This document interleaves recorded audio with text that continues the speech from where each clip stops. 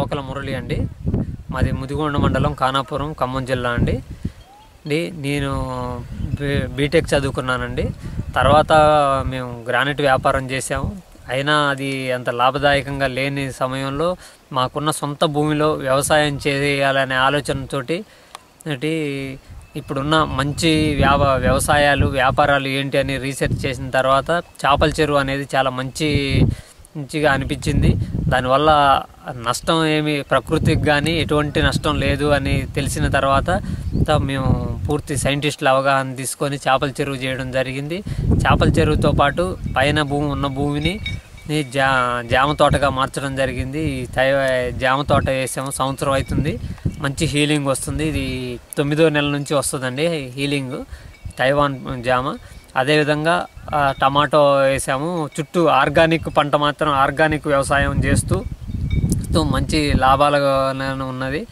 దీనివల్ల మనకి ఆర్గానిక్ కావడం వల్ల మనం ఎటువంటి అనారోగ్య సమస్యలు రాకుండా కెమికల్స్ ఏమీ వాడట్లేదు కాబట్టి చుట్టుపక్కల వాళ్ళు కూడా కొనడానికి ఆసక్తి చూపుతున్నారు.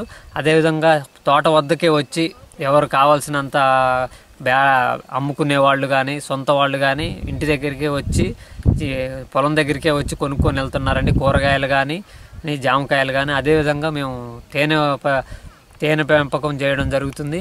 ఈ తేనె పెంపకానికి కూడా పూర్తి ఆర్గానిక్ ఉండటం వల్ల చాలా ఈగలు కూడా హెల్దీగా పెరుగుతున్నాయి.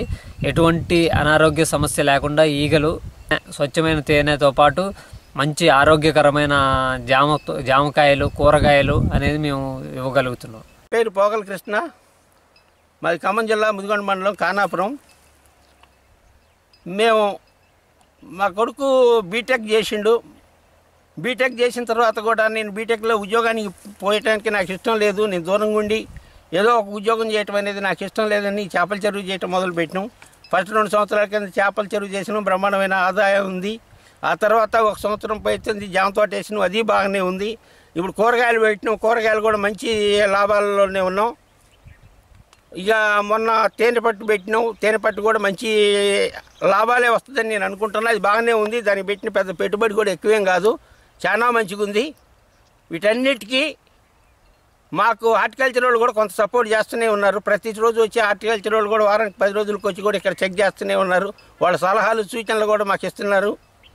ఇక మేము ఇక్కడ మాత్రం ఆర్గానిక్ మందులతోటే మేము వ్యవసాయం చేస్తున్నాం తప్ప ఎలాంటి క్రిమిసంహారక మందులు వాడలేదు, వాడాల్సిన అవసరం కూడా రాలేదు. ఎప్పుడు 10-15 రోజులకు ఒకసారి ఆర్గానిక్ మందులు మా ఇంట్లోనే మేమే తయారు చేసి కషాయాలతోటి ఆవు మూత్రంతో యాపాకు అనేటువంటి యొక్క సుభాష్ పాలేకర్ యొక్క సిద్ధాంతాలను బట్టి ఆయన రచించినటువంటి పుస్తకం నా దగ్గర ఉంది. ఆ పుస్తకం ప్రకారమే మేము ఫాలో అవుతున్నాం.